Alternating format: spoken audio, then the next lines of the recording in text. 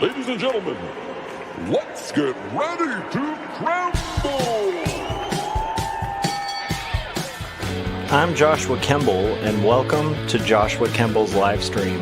I've been a freelance illustrator and graphic designer for over 20 years. I was an art director for 9 years. And when I'm not art directing and working on illustrations and graphic designs, I'm working on comic books and graphic novels, and that's usually what I do during my streams. And while conversations can go all over the place on this stream, from spicy and entertaining to goofy and silly, one thing stays consistent throughout every stream. I'll always be working on art. So pull up a chair, get your art supplies out, and get ready for an entertaining show that'll keep you company while you work on your own personal art projects. This is Joshua Kemble's Art Stream.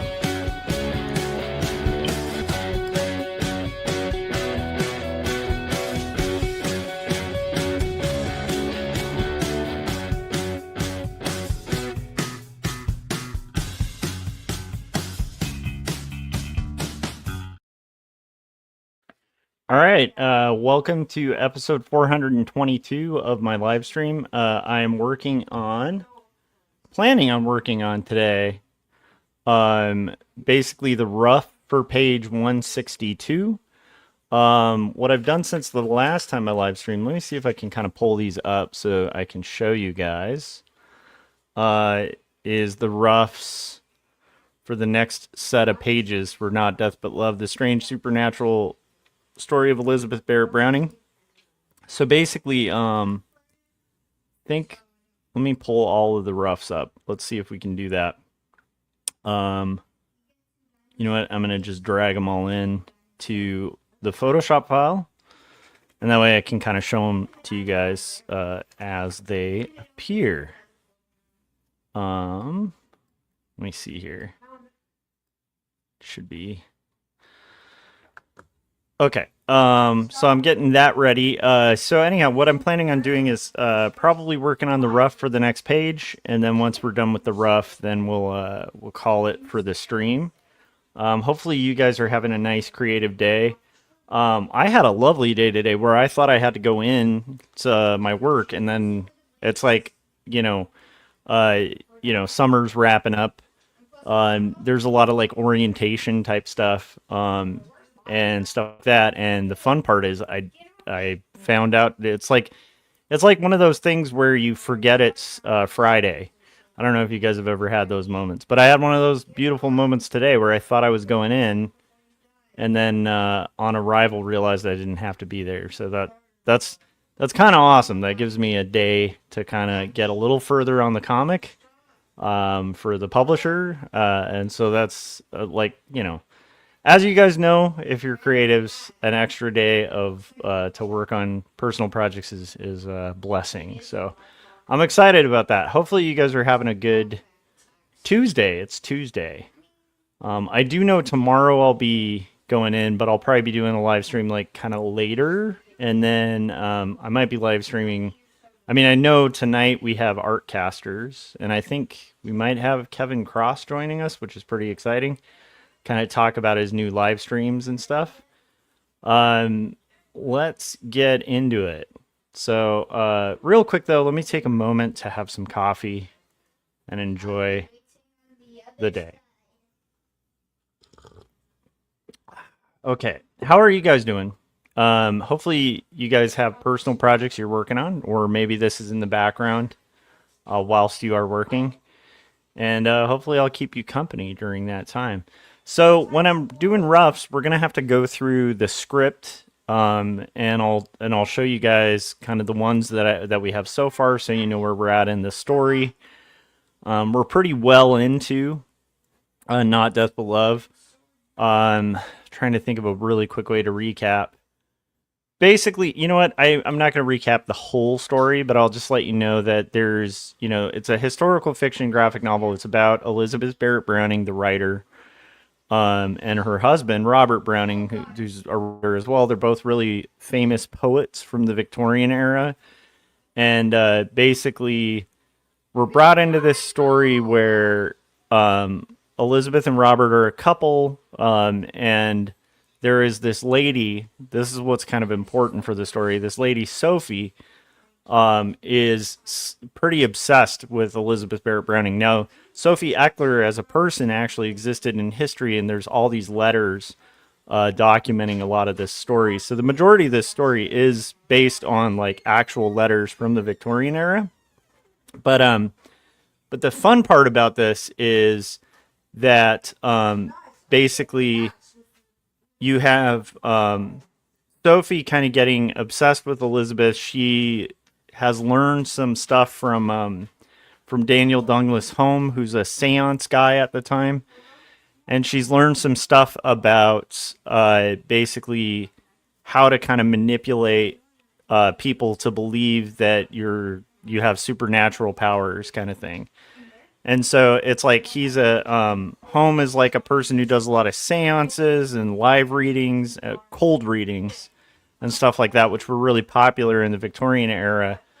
Robert is a skeptic and doesn't kind of approve of Elizabeth's like getting super deep into this stuff because he thinks it's a scam. And Sophie is working with Home to kind of learn how to scam Elizabeth to think that she has like supernatural powers. And it seems at this point in the story that she's trying to suggest that she's contacting Elizabeth's dead brother. So now we're at this point where a lot of tension's been building between Robert and Sophie, and we're at a point in the story where that tension is kind of coming to a head. And Robert has sent Sophie a letter, basically. So we'll kind of get into that, but that's basically where we're at the story. So it's like a confrontation between Robert and Sophie, and then we're going to be sketching out and roughing out a page. So let's take a look. Let's take a look at where we're at. Okay, these are the roughs that I have so far already done. Let me see if I can get that to sit better in here so you guys can kind of see it. Seems a little too high up there. Okay, there we go. Hopefully you guys can see it now. Okay. So, in this rough, we have basically Sophie's husband shows up while she's oh my goodness. I'm skipping ahead a little bit. Okay.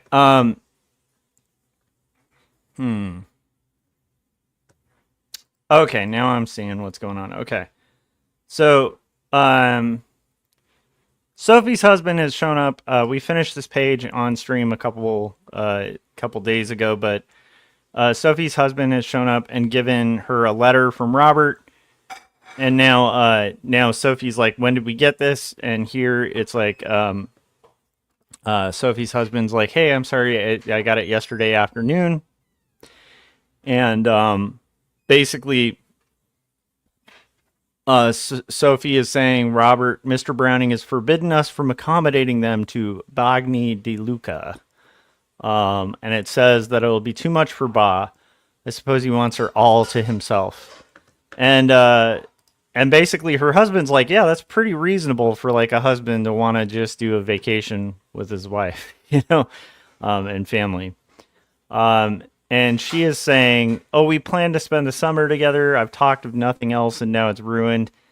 And he's basically saying, we'll go somewhere else, right? You, Doaddy, who's her son, and I.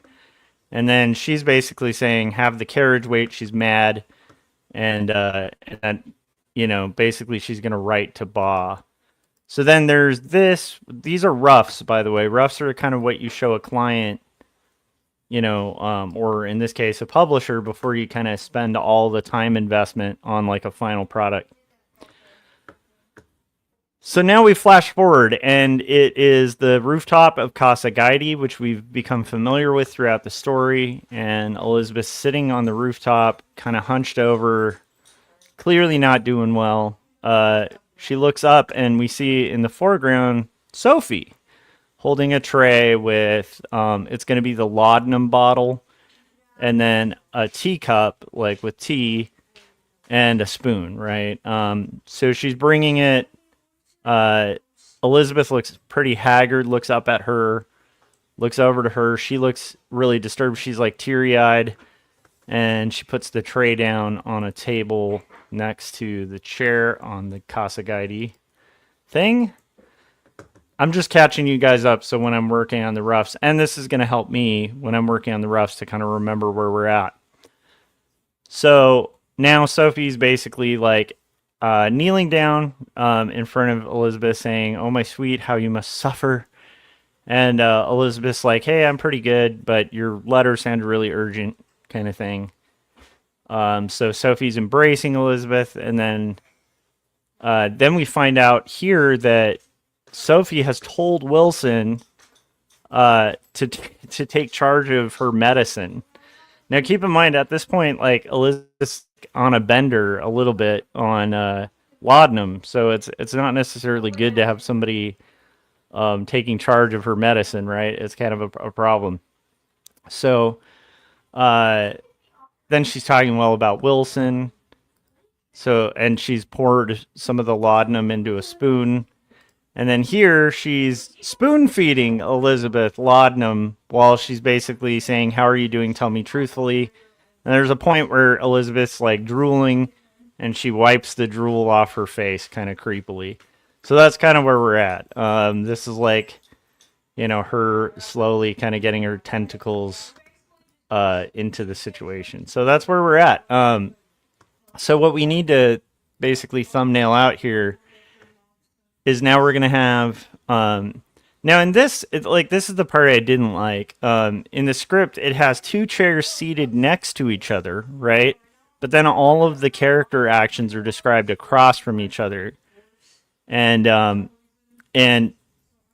just for the staging to work, I think it just makes more sense for her to actually be kneeled down in front of Elizabeth. So that's kind of where I've made that executive decision to kind of change the staging a little bit so it makes a little more sense visually. So that's basically what we're going to get into. So what I have to thumbnail out is we're going to have Sophie sitting next to Elizabeth, squeezing her hand, saying, "Don't look so worried for my sake. I've missed our visits." So that's probably like 2. And then it's going to be Sophie putting her head in her hands and dissolving into tears. And then it's going to be, it's not as bad as that. The doctors gather around my bed with grim forecasts, but it has been this way since I was young. So Elizabeth is basically saying like, "Hey, I'm not dying, I'm just super sick. I've been like this since I was a kid." And then Sophie's going to be saying, "Are you afraid?" And then Elizabeth is going to in a very gothic and doomy way say, "Death has never been far from me. I've grown accustomed to it." So that's basically what's going to happen on this page. So the first thing I want to do is, I think here maybe sitting in the chair would work. But the squeezing hands, I think that could work. So I think I'm going to have, I think I will have her sit in the chair. Because her being this is the last page I have pulled up. Right now I have the staging where she's basically kneeling down next to Elizabeth on this porch. And this porch is a specific location. We already went through this a while ago where we had to look up like research of what the actual porch at Casa Guide would look like. Okay. So let's get into it. So if I have her get up, she's actually going to be seated and reach out to squeeze her hand. So I'm wondering if I can do that. That might be too much of a time jump. So I might have her sit down now. Maybe I print these out as I'm going too. So maybe I'll have this here just so I can kind of see the staging. I don't know if you guys can see it. Let me turn this up a little bit. So right here is the staging of where they're at. And you can kind of see, maybe it was a couple panels ago. Here it is. Okay, this is what I need to have out. And then I need to keep the order of these pages. So this is the staging where here I have basically like the rooftop, and you can see like the two chairs, like the main chair that's here, and then her chair that's up here on the rooftop. So I'm going to kind of keep that in mind as well, and then we're going to kind of work out this staging. So I need to have her sitting. Let me see.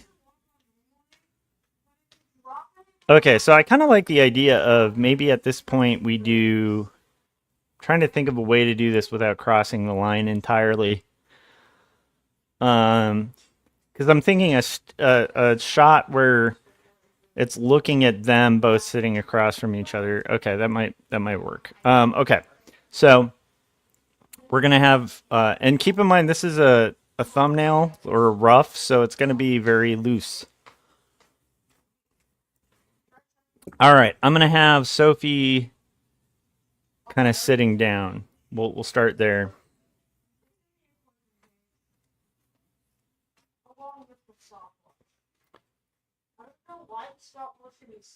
And I'm thinking that we'll have Sophie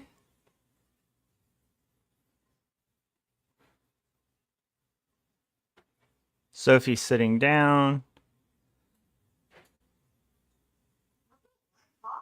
Sophie's right side always has a flower. She was notorious for wearing a white rose at all times. Which, if you think about it, is pretty impressive for the time. It's not like you could white roses all the time. So, you know, she must be of some distinguishable wealth, right? We're gonna have her kind of pulling up her chair. Her hand is gonna be kind of under it. Right now, I'm just thinking,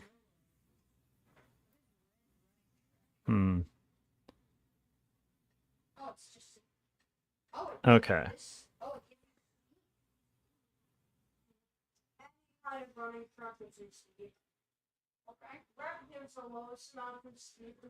Trying to keep her costume in mind too. She has a very kind of interesting costume here with a sort of thing going there. And maybe here her arm is going to be out a little bit.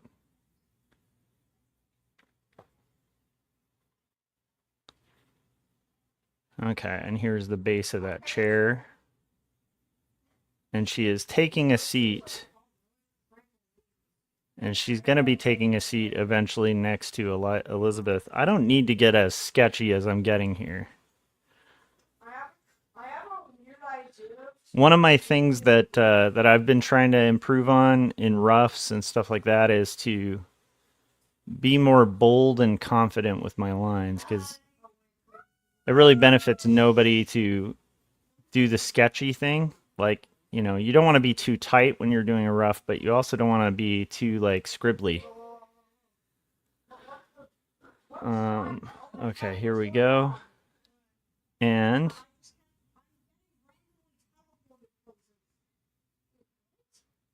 how did this air? Okay, I'm looking at kind of the staging here too. So these kind of curl out a little bit, and we're having her finally be seated.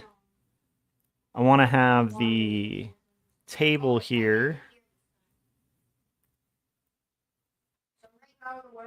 the laudanum tray kind of thing. And we'll have that, this should be a much bigger table because she had a big tray. Okay, so we have our kind of bigger table here, and that's going to be having our thing.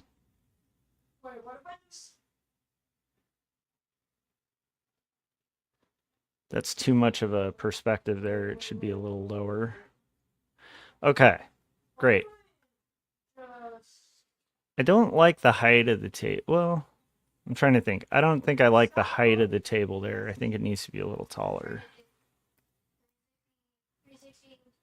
one of the benefits of doing roughs and thumbnails and stuff is like you work all this like stuff out very loosely, and that will help you when it comes to like working on your final quite substantially. So okay, so there's our table, and then our table's gonna have the this will have the tray, and that tray had the laudanum bottle, and it also has this guy, and it had a teacup. So there we go. Okay. Kind of working it out, guys. Working it out. Okay. Now we're going to draw Elizabeth next to her. Let me move this previous page's rough here. And I'm going to have Elizabeth kind of seated next to her.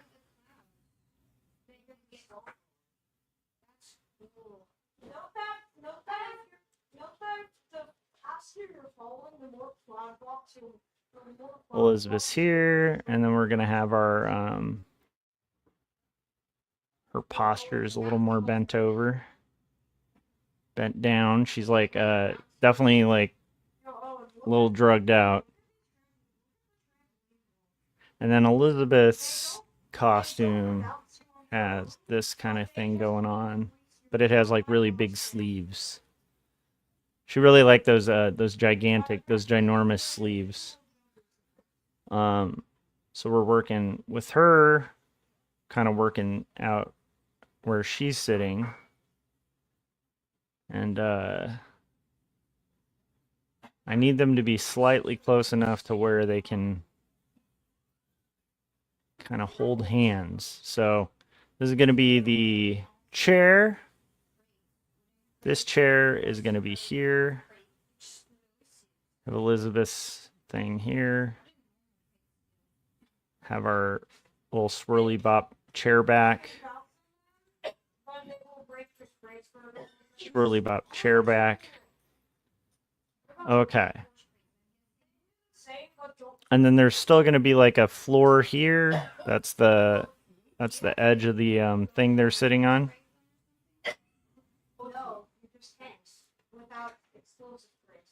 And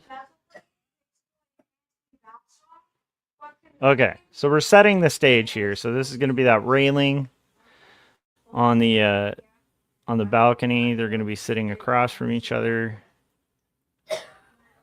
kind of getting that worked out. There's no dialogue here. This is just to show that she's now sat next to Elizabeth, just to get the staging. Okay, so that's what happens with the explosive, right? And then we're going to have some of that view, but now that I think about it, the view will probably be lower, as we're seeing this from like a lower kind of standpoint. And here is basically, when it gets to the final, I will look at photo reference of the actual city skyline.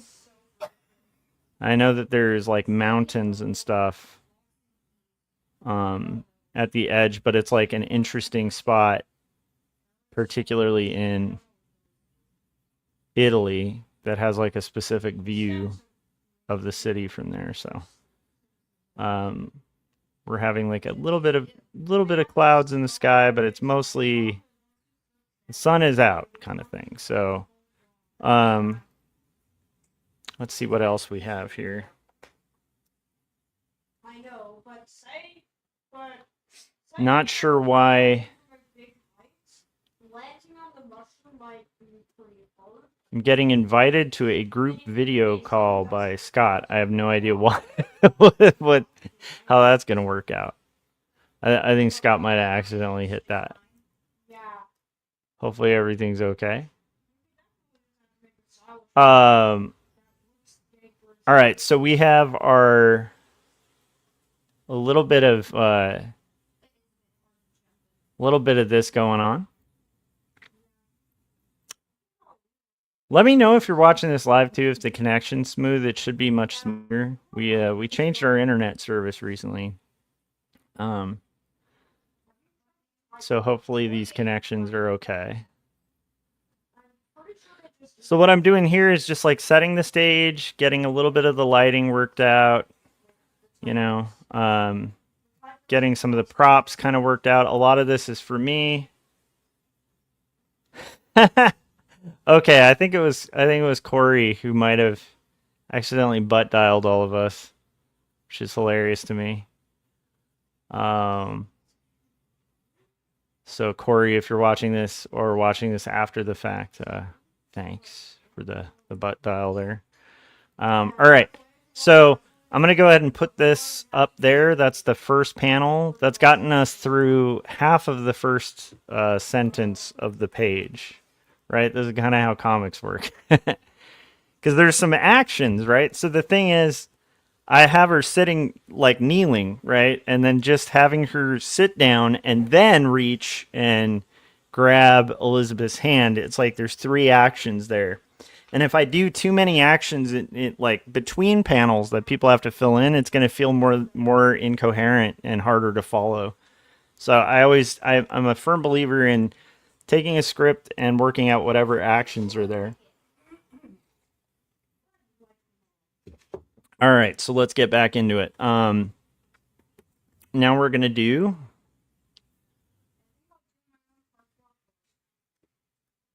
just getting that so you guys can kind of see the cam again. Now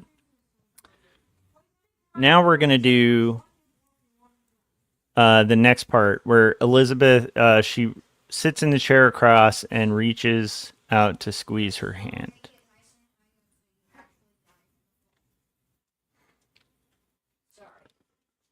So here we go. I want this. Trying to think of the staging for this.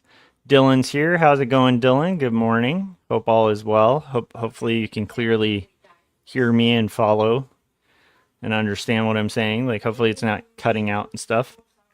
All right. So here I'm trying to think, how do I want to show that? And do I want to blend that with Elizabeth's text here?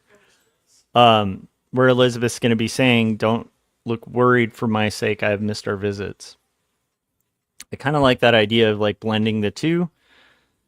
So maybe here. Okay, so maybe here I have Sophie. She's looking kind of concerned. And she's going to be kind of here in the foreground. I actually like that idea a lot. With, again, I got to kind of keep the costuming in mind a little bit. Dylan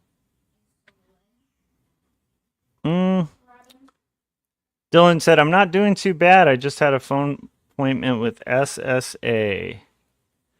I don't know what SSA is. Is that the Social Security Administration? I hope all went well. It could go bad or good, depending. Yeah, actually, okay, now I think I know what I'm going to do here. So I'm going to have her hands kind of on her lap. And then here will be the, and then we'll kind of show her hand reach at covering Elizabeth's hand. Does that make sense? Hopefully that makes sense. So she's kind of covering Elizabeth's hand, and we'll have Elizabeth's hand here. And then here I can have Elizabeth like slightly tilted to her, where she'll be saying like, basically, "Don't worry."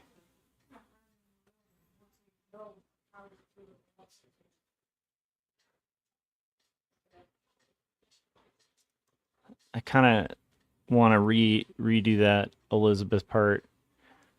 Elizabeth's head can be a little bit more there. Saying kind of like, what is she saying here? "Do not look so worried for my sake. I have missed our visits." Okay.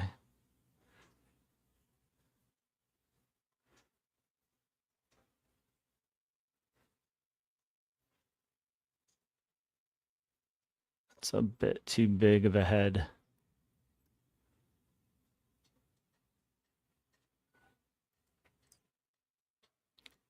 So, yeah, Elizabeth will be here, kind of saying, "Hey, don't worry," basically. So that'll be Elizabeth's hand. Elizabeth's going to be here, kind of talking and walking through it too. This is kind of how roughs go, guys. Here she'll have her hand on her lap, and we'll have her lap, and then there we can have Sophie's reached out.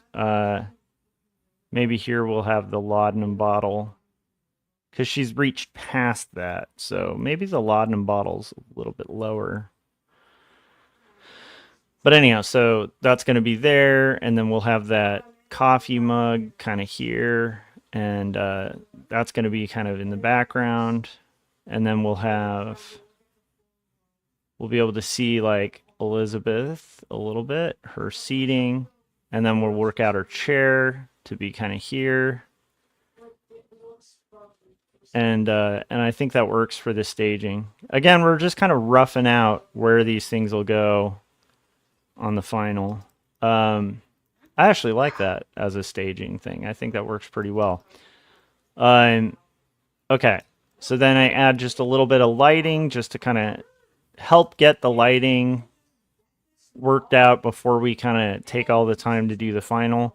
And also just to kind of adding a little bit of value makes it a little more readable for the client too. Because, you know, my chicken scratch on my roughs or thumbnails is usually going to be just that, chicken scratch. Okay, do not look so worried. Dylan said, what number of page are you working on? I'm working on page 162's rough. So, so this will be like my 5th rough. I'm trying to get a good chunk roughed out before I kind of go to final pages again. Do not look so worried.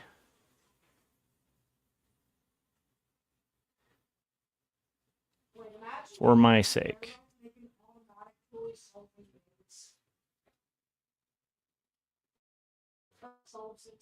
And then it'll be, I'm going to actually reduce the size here a little bit.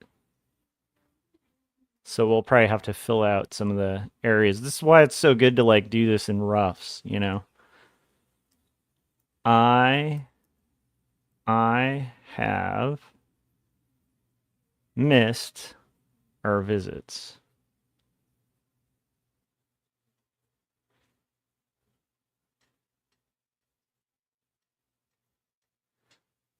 One of the fun things about comics too, or just storytelling in general, is I want that to point to her mouth though. That could actually work. Okay, we'll do something like that. One of the fun things about working on a story this big is you get to like kind of live in the world a little bit. Like you have to allow your brain and to you know, just kind of start visualizing a different world. So one of my favorite things about roughs and working on roughs is you quite often get in this stage where you have to like be thinking just purely from imagination, you know.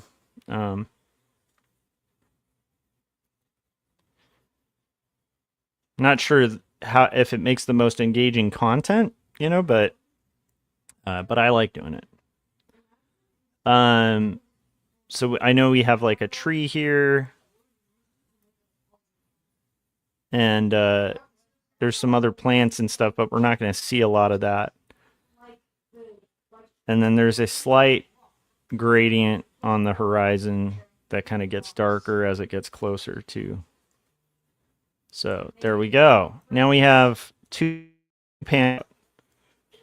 And my goal during the stream is to rough the whole page, and we'll see how far we get.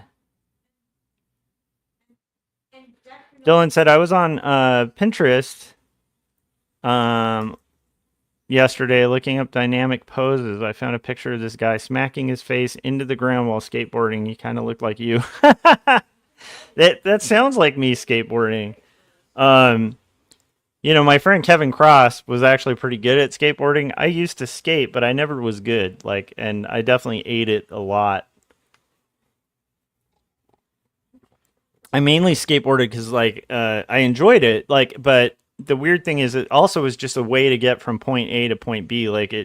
For me, it was also a transportation thing. Um, and then I just happened to have a lot of friends who skateboarded way better than me. But I wasn't doing like ramps or anything. You know what I mean? At one point I was able to like ollie a curb. That's about as good as I got.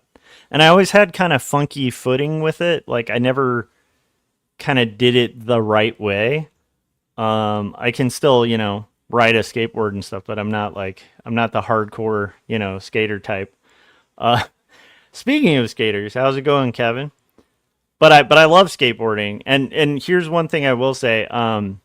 Friends I have um when I meet people, I can usually tell if they skateboarded at least in their life. Yeah, Kevin was like talking about skateboarding. Looks like I got here at the right time. I just think there is a thing where there's a vibe with people who used to skate or do skate.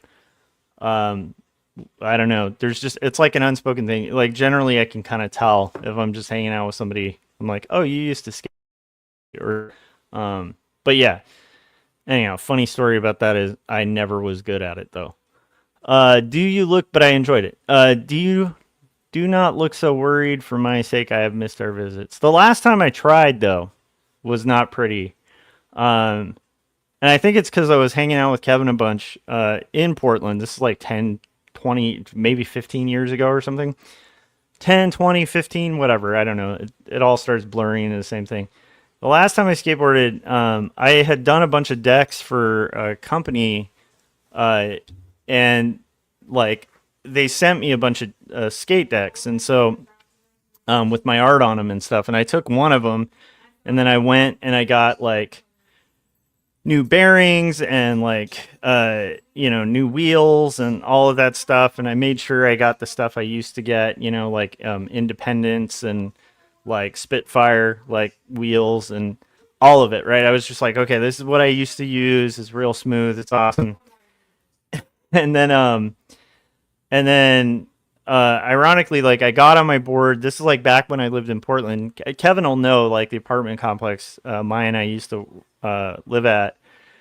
And so I was like out. It was like one of those big mega apartment complexes, where it's just a bunch of 2-story units with 4 apartments per unit, right? So it's like giant parking lot kind of area, which is great for skateboarding. So I got on the board and I was like stoked, and I'm cruising pretty well, and I did an ollie and landed it, and I felt really good about myself. So I was like, all right, now I'm gonna clear a curb, and then I tried to ollie the curb, and I hit the curb and then just fell and like messed up my hip, and I was like for like a week and a half I couldn't walk, and that's where I realized like I am not, because it had been a long time since I had skated, and I was like, it's not that I can't skate anymore. It's just that like I don't have the money. I don't have the money to be out of commission for a week and a half. So I remember after that, because like when I was younger, if you took a hit like that, like you hit like the edge of the curb or whatever and fell on your butt or whatever, it's like, or like scraped up your knee, it's like not a big deal. It's like you kind of walk it off and it's not a big deal. But it definitely was like that Family Guy moment, of me just like laying down there and being like, ah, for like 30 minutes. So I realized, some people might choose to kind of, keep going. But, for me, I was like, I just can't, I can't do skateboarding. I had a similar thing, cause just for health. Oh, well, let's get into, I have to at least get started on the next part of my rough. You guys are too fun to talk to. Dylan said, I remember that I would lay on my stomach while I was on a skateboard and just do that. he said Corey's summoning words are AI and enshittification, and maybe one more. And then he said Gary's summoning words are dinosaurs or the gym, apparently, because Gary's like, a big gym bro, I think, nowadays. Um, no, so let me start the next rough, and then I gotta pin this idea because I do have a story about this, and it was related to skateboarding. This is bicycling, which, by the way, anybody who used to skate knows, like, you shouldn't compare the two, but it's kind of like saying, related to skateboarding, when I was rollerblading the other day. It's like, anyhow, but let me put a pin in that. So let me, if I don't get back to this once I start roughing, remind me that I have a bicycle story that's hilarious. Yeah, Kevin said, yep, skating hurts. My broken leg still isn't 100%, but I wear wrist guards at least, since the hands are the money makers. Yeah, and Kevin, I think you did it the right way, where I think for me it had just been like I had stopped skating for like, 6 or 7 years. So like getting back on a deck, I just hadn't kept it up. And like it is kind of like riding a bike where you kind of can, but it's like I think to keep that, you have to just keep doing it. Like otherwise, I don't know, do it or lose it kind of thing. Anyhow, bicycle story coming soon. It's very funny. It's very similar to like I did art for a skateboard deck, so I'll skateboard for fun. It's been 10 years since I skateboarded, and then eating crap and realizing I'm old. This one's a funny one though. It's a bicycle story. Okay. Sophie puts her head in her hands and dissolves into tears. By the way, Sophie is supposed to be a slightly irritating character here. Kevin was saying you do have to keep it up. I'll be 50 for a couple weeks and still riding the bum leg. Yeah, 100%. I think that's the right way. If you want to do it, you got to just do it. Yeah, for sure. Let's see here. It's not as bad as that. The doctor's got okay. So we're just doing Sophie head and hands. Okay. Now that I've done that, I can tell you guys my bicycle story. Okay, I'm gonna have Sophie putting her head in her hands. So goth and sad, this story. Anyhow, so Sophie's gonna be putting her head in her hands, and I'm gonna tell you guys the bicycle story. So,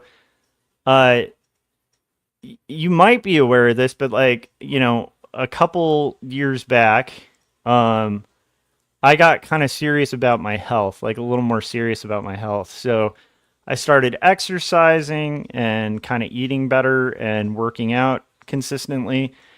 And I thought it would be a good idea to get like a bike, like, just to like, cause it kind of sucks, like getting your cardio in, jogging, and it's really bad for your knees and stuff. So I was like, I don't know, like I like biking. When I was a kid, that's how I got like everywhere, was like either skateboarding or biking. And I was like, that probably feel pretty good, like bicycling and feeling the wind in your face and stuff. So I was like, okay, I'll get a bicycle and I'll look like an old man, doing like a bike thing, but it's good for my heart, right? So I'm like, okay, that'll be great. So I got like one of those, like a decent bike, and I got all the gear, and I got in the habit of doing it. And I was like, biking like miles, like a day, it was pretty fun. The only thing that sucked was I learned a couple things. One is the area I'm in, you can't bicycle, because it's a desert. And if you're going to have a bike that has tires that actually would allow you to kind of move the way you'd need to get the cardio in, they have to be relatively thin tires. So even the puncture-free thin tires, in the desert we live in, we have like all those little spiky things that like grow and kind of blow all over the area. And then the other thing is the area we live in has like horrible bike lanes. Like we barely have bike lanes. So you're basically like having to be the bicyclist that like goes into the road. and we have a lot of drivers around here who are not fans of anybody being in their road. So keep in mind, like, that's the scenario. But I get in a point where I'm like getting good time in, and I'm getting in a workout, and I'm enjoying it. But almost every other person I run into, basically, says, like, you got to be careful. Like, even people who bike in the AV, they're like, you got to be careful biking though, because like a car will like plow into you. And I'm like, oh, okay. And they're like, no, like cars like plowed into me like last week. Like I broke a leg or whatever. And I'd meet a lot of people around here who were like doing the same thing. So, okay. So flash forward, like I'm starting to bike. I'm like disregarding all these people who are saying this stuff. And then it's like, there's a guy I know in the Antelope Valley, who I met at like one of the comic shops, at like a signing up here. And he's like really like one of those guys who's like into bicycling, like really seriously.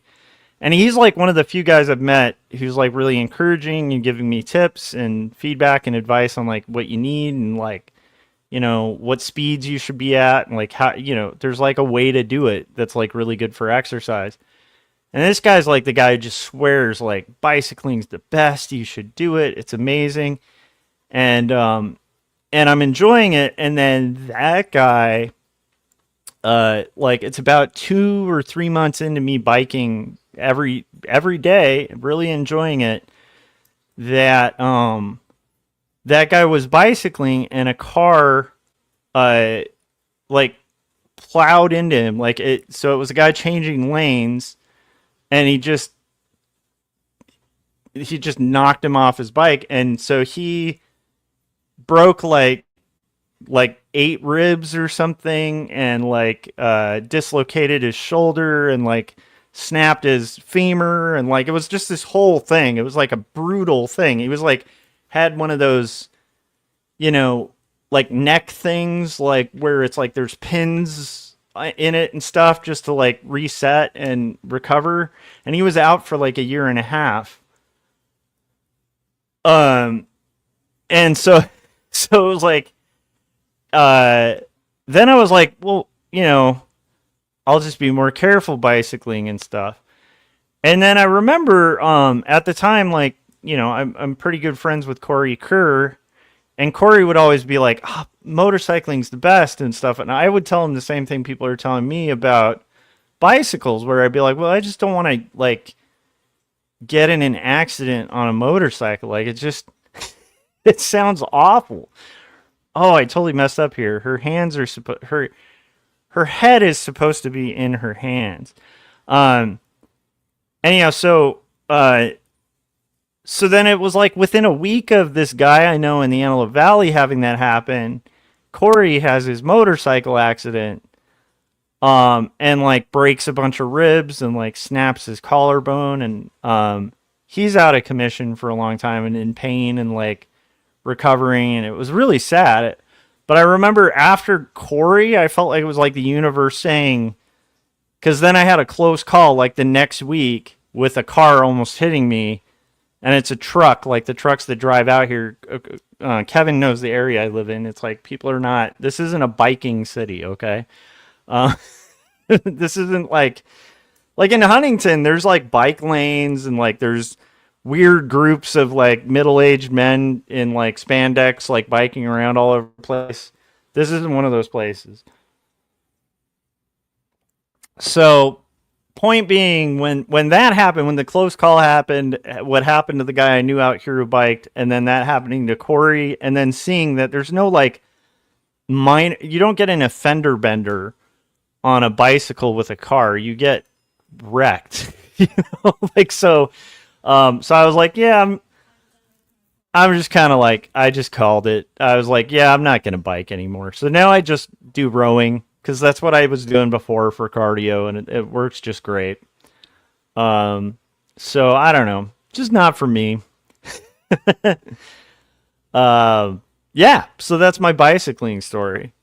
Also, it was just getting to be a pain because I had a patch kit, and I had gotten to the point in 3 months of being able to like patch and reinflate a tire in like 2 minutes, because they would pop so often, like almost like, within like 20 minutes of biking, you'd have like your wheel just go tss, and then, you get out the patch kit and get out the tube and patch it and then pop it back in there. And then like you go another 20 minutes and it's like tss, again. So it's like, yeah. Anyhow, Kevin was saying Josh lives in the Wild West. There's lots of fun stuff to explore in the desert. Like maybe you remember that time I accidentally walked into that lab in Mojave. Yeah, 100%. Yeah, there's a lot of weird stuff, especially when you start heading out to Mojave or like Little Rock or areas like that. But needless to say, it's like, that was my experience with the bike. So anyhow, I'm just one of those people, like, I think I've mentioned this before, but I never want to go out in a way where people are like, yeah, that kind of makes sense. Okay, so she's gonna be upset. I'm gonna have Elizabeth here. I want Elizabeth here saying it's not that bad.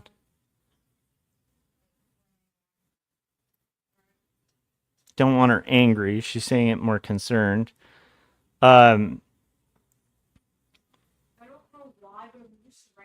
then, yeah, I mean, like, to me, I just like, I want to live life in a way where I'm, if I go out, it's like old age or, I don't mind adventuring and stuff, but I just don't want to test fate.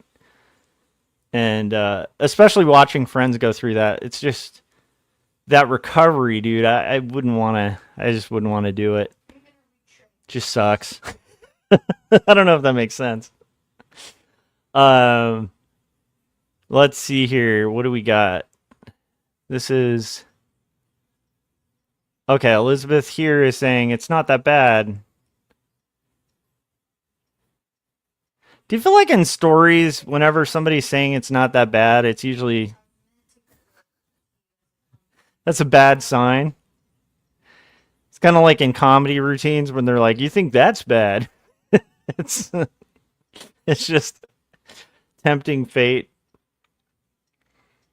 Um. Corey was saying the recovery is fun. You're missing out. It's the best. I after that experience, though, I was like, yeah, I'm just not gonna risk it, like, because it was one of those things where enough people had just casually mentioned, like, oh yeah, my husband used to do bicycling all the time, and like a semi truck nailed him, or whatever it was. It was just like so many of those like death warnings at once. Like after, yeah, after it happened to you, Corey, it was just like, it felt like it would have been tempting fate to just be like, well, you know, because it did start to feel like the cabin in the woods kind of thing in like the horror movie where like people are like, well, be careful out there because, there's no one to call if you get in trouble, like that kind of thing. And you're like the teenager who's like, nah, we're young, we're going to have fun. And you're watching it, in a movie theater, and you're like, don't go in the cabin. And they're all like, oh, let's go party in the cabin. That's what it felt like. It felt like if I got on a bike after all of those warnings and then those two things happening, I think it would have been only a matter of time. Now, what would be hilarious is if, like, tomorrow the same thing. I know in theory it's all kind of ridiculous because you can't really control fate or control those things, but it's just, I don't know. It just felt like yeah. Corey said, I hung out with a bald eagle yesterday. The thought crossed my mind that it would be really hard to fight an eagle if it chose to attack.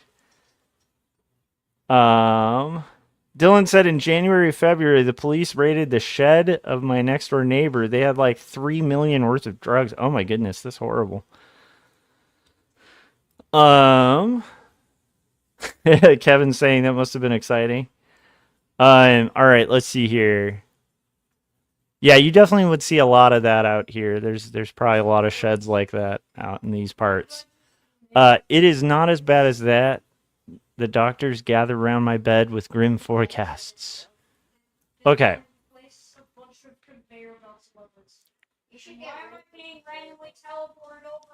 Okay. Benji and his nephew are playing like extremely focused games of Minecraft. Okay, okay. We got to get some text done real quick. I'll get back to chat. I just got to write some text here. It is not as bad as that. The doctors gather round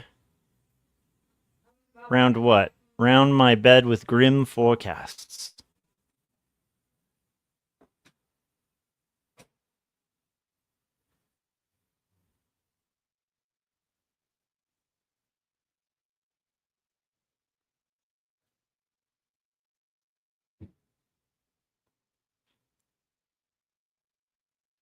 But it has been that way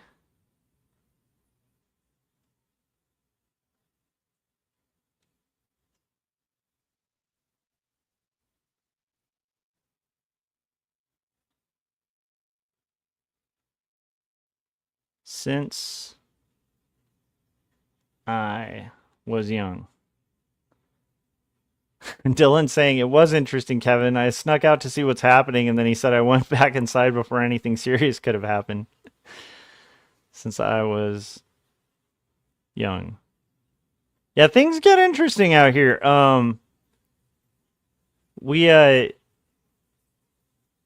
My son was taking swimming lessons at the public park out here, and there's like a like a pool and stuff, and so we had him registered in lessons, and it was awesome. But like one day, this is kind of wild, but there was like a car like being pulled over by like 10 police cars, like 10 police cars, like right at the on ramp to the pool, you know? And it's like, and we're kind of like, okay. And then we go into the pool area, and like we're in the reception where you like kind of check in at the pool. It's a great pool. It's actually a really nice public pool.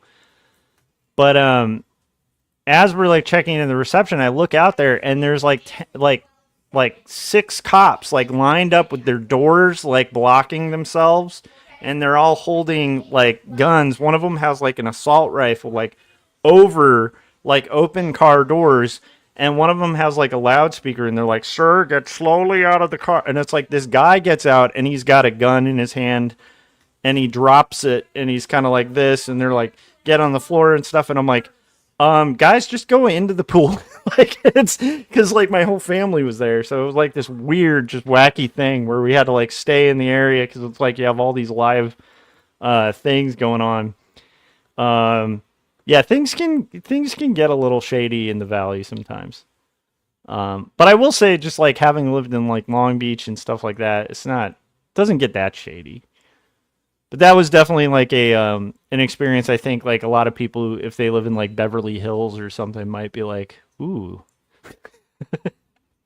Whereas like living in LA County, it's like, okay, I mean, it happens.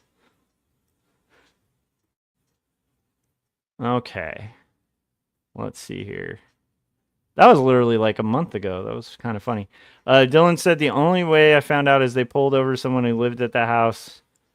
Yeah, and they had stuff in the trunk. That's crazy. That's hilarious. Well, I'm glad you were safe, Dylan. That's good.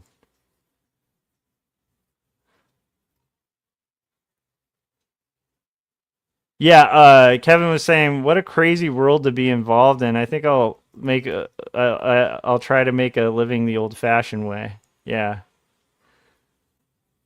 Yeah, I always feel like that's a really rough way to, I don't know. It always seems like that would be more work, more work than it's worth. I don't know. Um, what is it, Kevin, from the, oh, you'll probably remember, the Philip Marlowe stories where it's crime is a sucker's road. Like what's the and it only leads to what is it? It only leads to three places: the prison, the gutter, the grave. It's the best. The Philip Marlowe thing. Backyard wrestling. All right.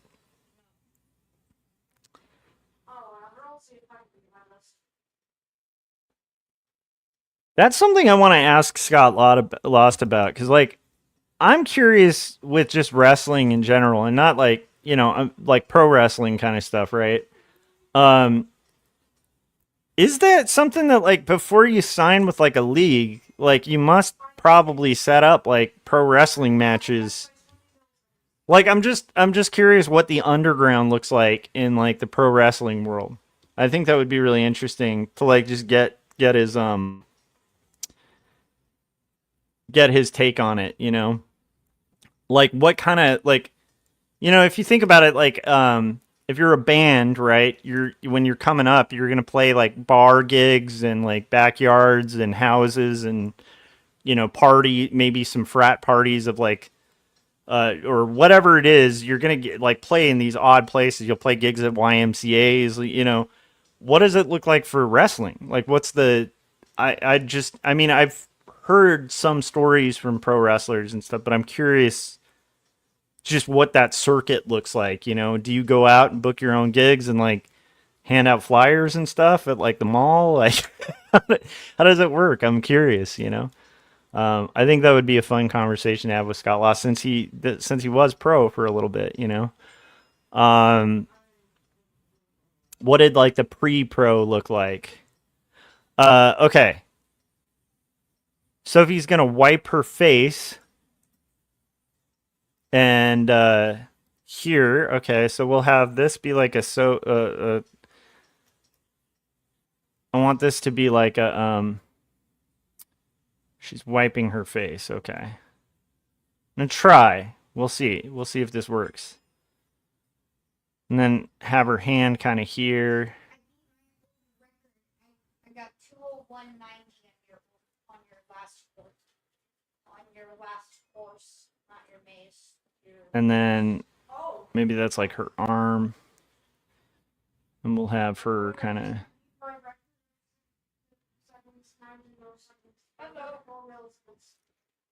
here. I put the world record time next to the maze entrance on the side.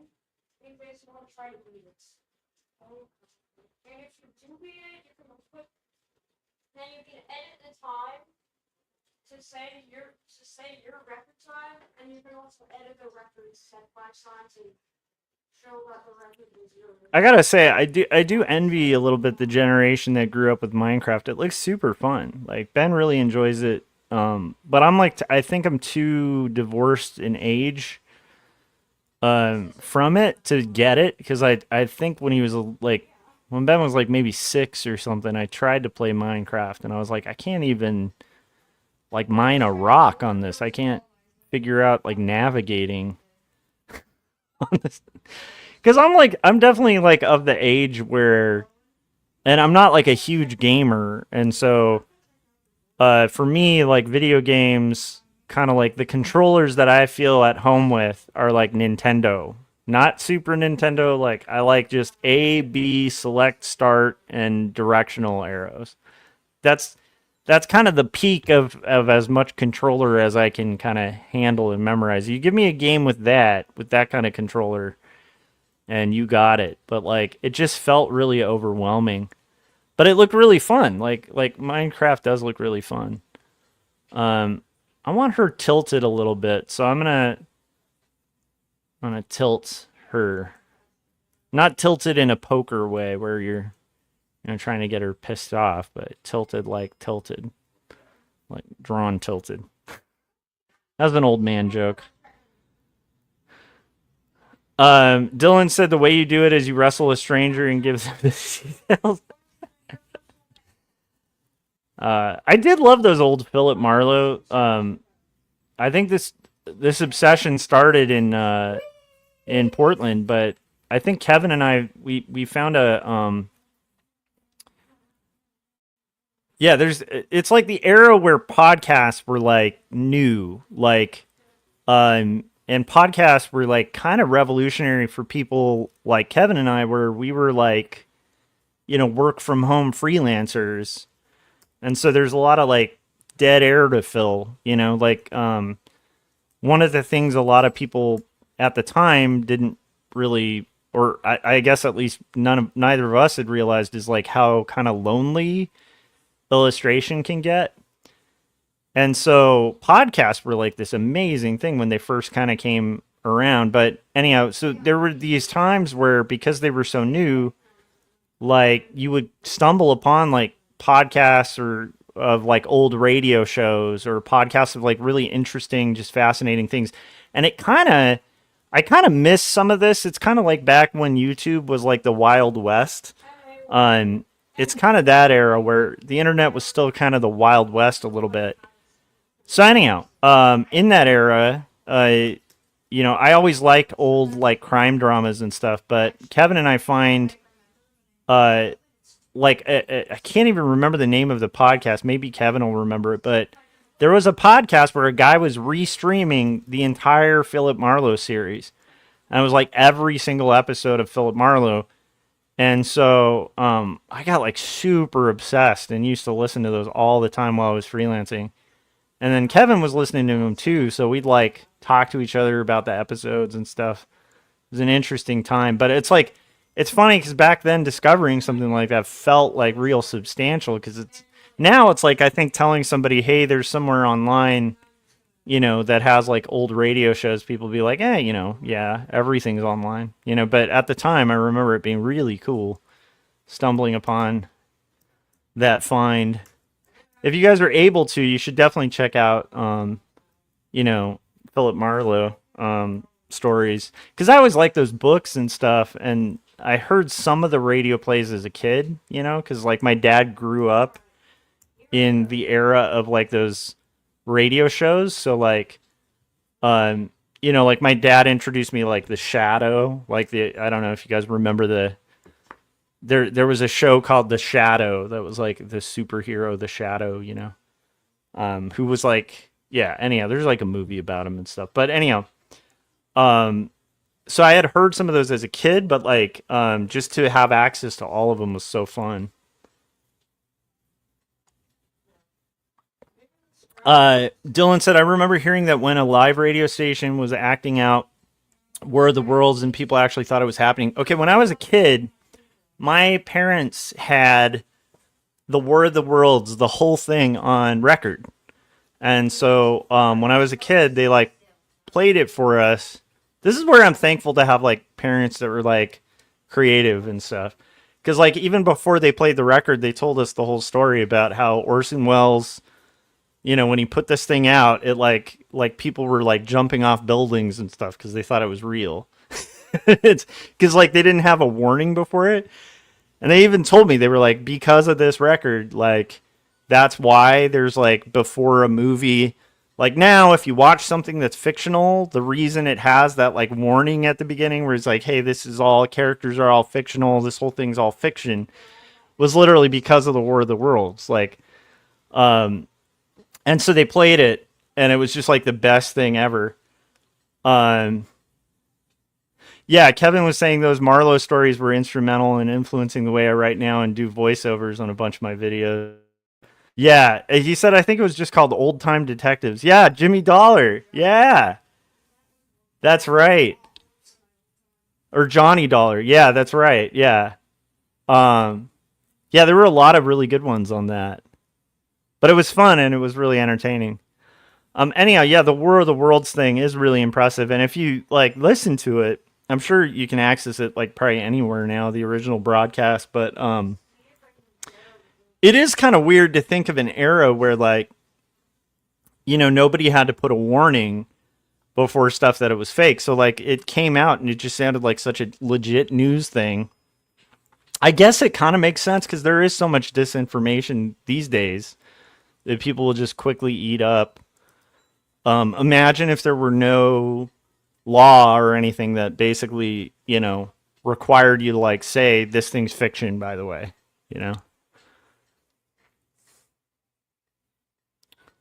Because, like, yeah, at the time, it's like, radio broadcasts were like legit. So it's like, if they're saying it's the news and this is happening, like, nobody had thought to like parody that, before Wells. Okay. Death has never been far from me. I've grown accustomed to it. Okay. So I'm going to write that text here. And we're almost done with our rough, guys. This is pretty exciting.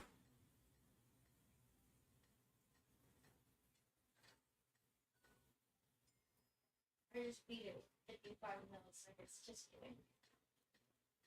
Time? No. But I can imagine, like at the time, it is fun to like kind of think back and imagine at the time because they had, the way Wells even originally broadcasted, I think it cut off like a broadcast. Like, so they had a fake broadcast at the beginning get cut off, and then it's like, ladies and gentlemen, we're interrupting this program with, and then they did the whole teleplay.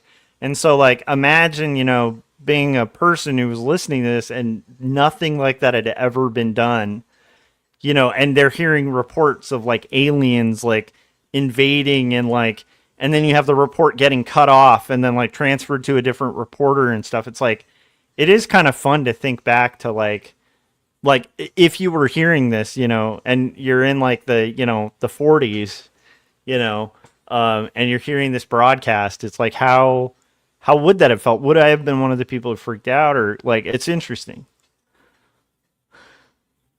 Accustomed to it.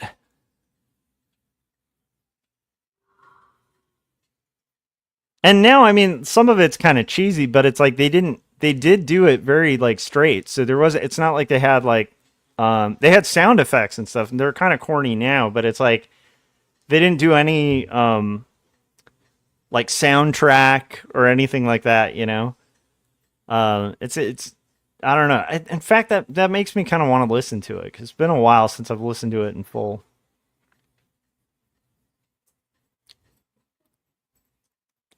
Dylan said, I love how different mediums change over time. Radio stories turned into podcasts. It's neat to think about.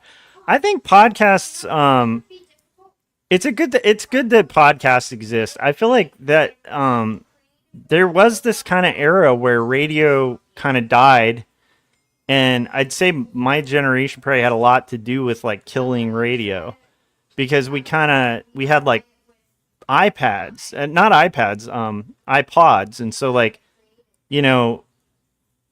we started just downloading our music and stuff like that, and then I think people just started paying less attention to like the FM and AM radio and stuff because we could just access all like endless amounts of music. And then keep in mind, like in the age of like Napster, anything you could think of musically you could just download, and so you could get exposure to all this music. And my generation originally was like, we had to hunt that stuff out before. And so like suddenly having that like valve like released of like whatever we want musically, there was like a good chunk of time where like it did feel like radio was kind of dead and there was nothing really filling that void of like talk shows or anything like that. And then the stuff that was filling that void was all television, but television was starting to kind of ebb down too.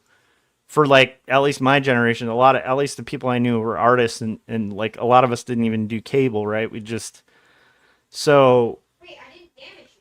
then like yeah, podcasts were really refreshing. Like it's nice to have audio again and audio stories and personal stories and broadcast conversations and stuff like that. And it was really exciting, like at the time. Like I think Kevin and I were really big on it. That's why we ran a podcast back then. It was super fun. It felt like a fresh thing, and a way to kind of get out there. It was really but I'm very thankful that like podcasts kind of did what they did. Feels less Wild West now, so it's less fun. I feel like the era of things when they're invented and it's still Wild West I think that's like the funnest of anything, I feel like YouTube was more fun when it was the Wild West. Like, well, okay, let's continue. So this is Elizabeth talking. I just need to remember that. I feel like YouTube was more fun when it was a little bit the Wild West because you had more variety, and I do think sometimes like YouTube will feel overproduced, or it'll feel like because everyone's trying to fit in a niche, um, you end up with content that's like really repetitive, and so you have some really amazing things that are happening in YouTube. But I feel like the more kind of solidified the algorithm gets, the more it becomes kind of like FM radio, and it's like there's this just brief era. I don't know. I feel like when uh this is me just rambling, but it's like I do feel like there's something when a medium's new, and people are kind of figuring it out, and we don't really know what the parameters are or the, you know, it's kind of got a lot more of that like kind of punk rock vibe of like a kid, there's a classic story about the Stooges that kind of comes to mind, and Kevin is like a punk rock historian of some kind. So if I'm wrong on this, correct me, Kevin. But from what I've heard, and maybe I just read it wrong or heard it wrong, but like the guitarist for the Stooges like hadn't really played electric guitar for more than like a couple months, right? When they recorded like their most iconic album. And it's like it's some of the best leads you've ever heard, like, and it's like the dude wasn't a guitarist. Like that's half of why it's so good and raw, and like a lot of people can't do it cuz it's like he just couldn't like fake that like rawness. And I think there's something really fun about that. When things were, when things are, when things are, there's no borders yet. I feel like once people start pitching flags and, setting up borders and stuff, things get kind of lame. um, it's actually, you know what, it kind of it's like weird. It's like, I think about even with animation, I think Jim just joined us, but I feel like, indie animation was pretty darned innovative, but now that we have a scenario where anybody can do animation, it does feel like there's less boundary pushing stuff. And I think a lot of the time when it's like a new landscape where it's like, hey, we haven't really messed with this like indie animation thing, it's like you end up with really cool stuff. It's one of the reasons I like Jim's cartoons a lot, is they have like that kind of rawness that it reminds me of like early indie animation, like because it doesn't like easily fit in like a little box. Let's see here. Dylan said YouTube was extremely customizable for the YouTuber, almost like a personal website. Nice.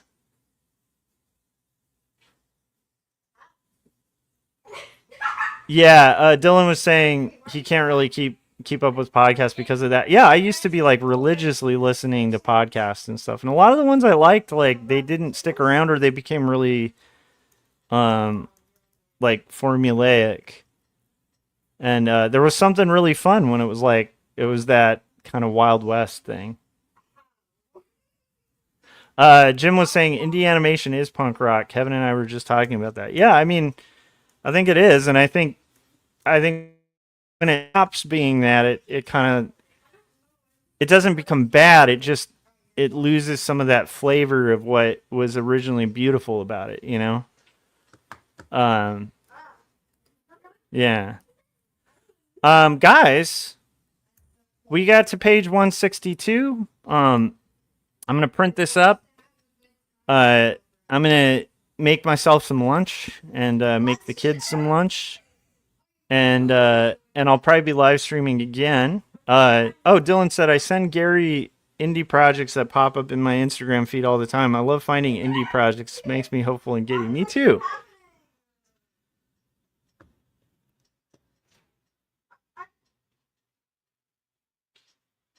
Yeah, Kevin was saying we were talking about how not a lot of people who went through the AI layoffs are even doing their own thing. Yeah. Yeah, and I think I don't know. I think like yeah, you gotta kind of we gotta fight to make art and be ourselves. As cliche as it is, I think you know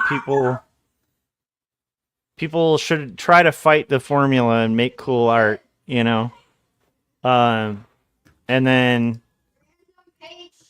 you know I don't know. At least then you'll end up more like the Pixies than you know like I'm trying to think of a good example of somebody who just didn't follow, like who, I don't know, some band that followed a formula. I'm, I'm waning, guys. I need a little more coffee. Um, Thanks to everybody who has been watching this. It's fun to see. I will say, if you guys haven't yet, I mean, I'm guessing you have because he has a much bigger subscriber count and stuff, and a lot of my people like on you came from Kevin's stream. But if you guys haven't, check out Kevin's live streams. Make sure you're subscribed to his channel too. It's Kevin Cross Artist. Um, uh, it's just awesome that he's live streaming now, and so like make sure you've got the bell so you get notifications when he live streams. If you enjoy this, you'll enjoy Kevin's live stream for sure. Because he's even more coherent and less rambly than I am, but really good storyteller. And thanks to everybody while I'm saying that, like, check out everybody's channels, like Jim, like Dylan. Check out everybody's stuff. Check out their art and projects and stuff. Corey was here earlier. Check out his stuff. I appreciate you guys hanging out. And yeah, I'm excited about kind of getting into the work week, but also getting some comics done. And I'm glad I was able to get this completed. And then I might stream a little later today. But I do know tonight on Scott Circlin's channel, there's Artcasters with Kevin Cross. And so we're going to be talking to Kevin probably about live streaming and cartooning and stuff, and making like cartoons, not just cartooning, but cartoons. Cartoons like for kids. And it's going to be fun. So make sure you check that out tonight. I think at 8. And I will see you guys probably later in the day after we do lunch. Bye. Ladies and gentlemen, let's get ready to crumble! I'm Joshua Kemble, and welcome to Joshua Kemble's live stream. I've been a freelance illustrator and graphic designer for over 20 years. I was an art director for 9 years. And when I'm not art directing and working on illustrations and graphic designs, I'm working on comic books and graphic novels, and that's usually what I do during my streams. And while conversations can go all over the place on this stream, from spicy and entertaining to goofy and silly, one thing stays consistent throughout every stream. I'll always be working on art. So pull up a chair, get your art supplies out, and get ready for an entertaining show that'll keep you company while you work on your own personal art projects. This is Joshua Kemble's Art Stream.